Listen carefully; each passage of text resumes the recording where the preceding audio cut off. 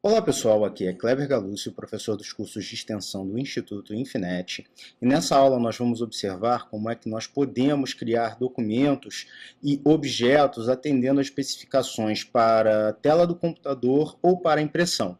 Inicialmente, para começarmos um documento que seja voltado à impressão, a gente clica aqui no menu File, opção New, onde inicialmente a gente coloca aqui no Profile a opção Print.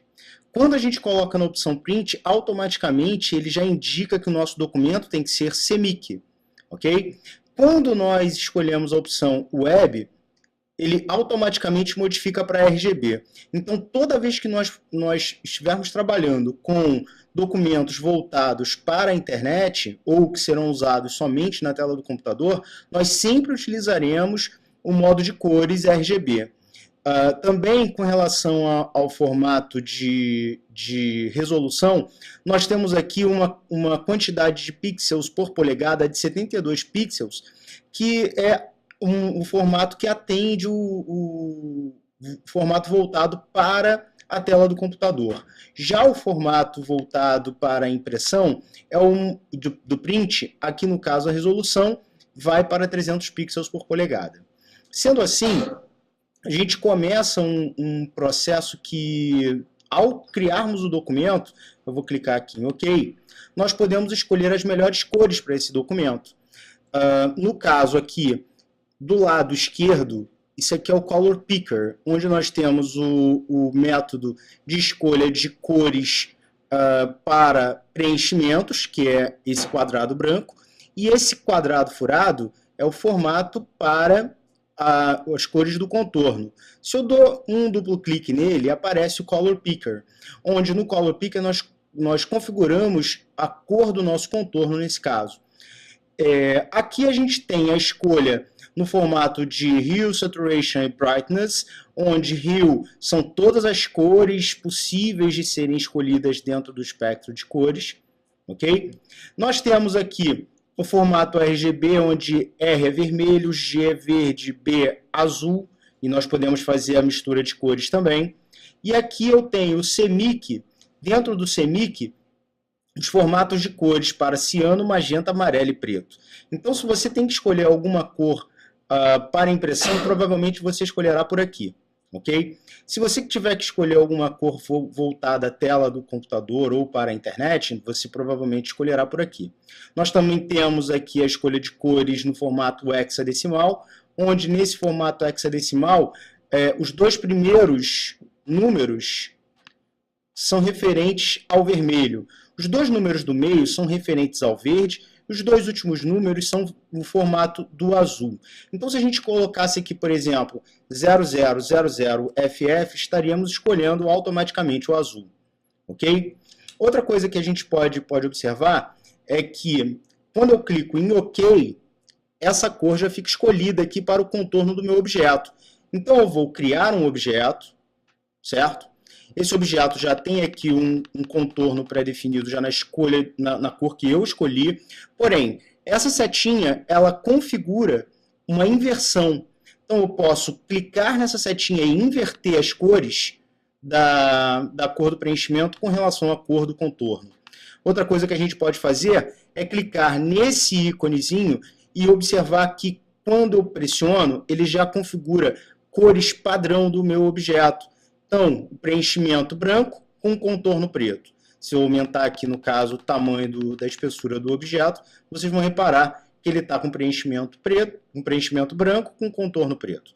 Outra coisa, aqui a tecla de atalho é a tecla D, e, no caso, a tecla de atalho para a inversão dessas cores é o Shift X, ok?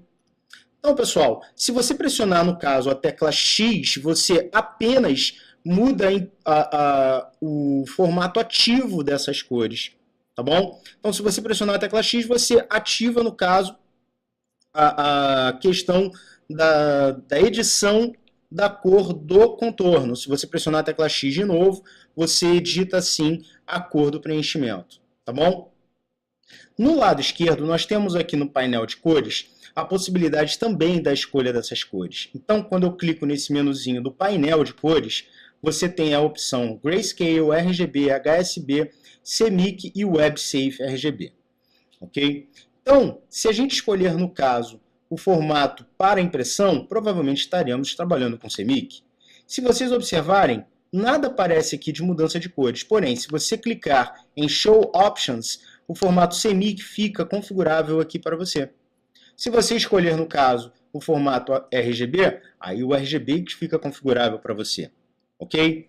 Dessas cores, se eu fizer a escolha de cores, por exemplo, eu vou aqui para o CMYK, e aí eu vou escolher, no caso, a cor, vou botar aqui 50 de ciano, 75 de magenta e 15 de amarelo. Se vocês repararem bem, a escolha de cor que eu fiz, ela está sempre múltipla de 5 para a impressão.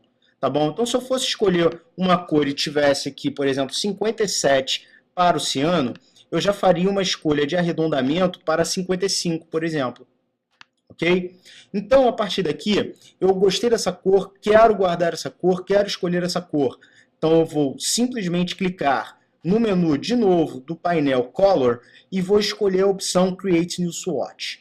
Quando eu clico no Create New Swatch, ele pede para mim um nome, ok? Eu vou chamar aqui sei lá, roxo. Vou botar roxo, ok? E aí, quando eu clicar em OK, essa cor agora está guardada no painel Swatches. E é essa cor aqui, tá bom?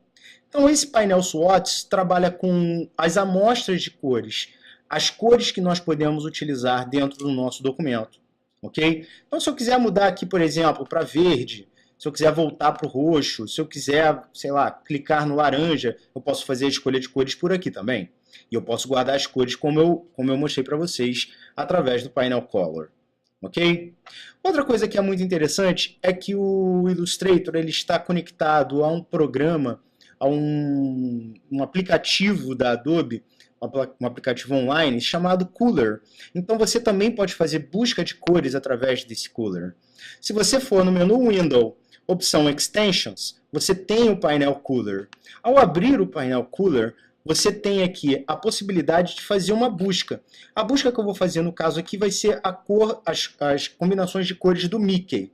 Então, quando eu escolhi as cores do Mickey aqui, ele me deu a indicação, acho que a que mais atende à minha necessidade é esse segundo resultado. Eu clico nessa setinha e eu também adiciono essas cores aos swatches. Tá bom? Então, a partir de agora, as cores do Mickey foram aplicadas e introduzidas no painel de amostras. Se eu quiser usar as cores do Mickey, no caso, é só clicar. A gente pode fazer a busca por qualquer elemento. Se você buscar, por exemplo, vamos pensar numa empresa aqui, a Coca-Cola, por exemplo. Você provavelmente terá aqui as cores que são voltadas à Coca-Cola. Tá bom? Aqui, ó. Ainda tem até a cor da concorrente, né? Então, basta você clicar nessa setinha, adicionar aos swatches e pronto. Esse painel já vai ter as cores do seu cliente, provavelmente. Tá ok, pessoal? Então, continuem estudando, continuem trabalhando, continuem acessando as screen cams e até a próxima!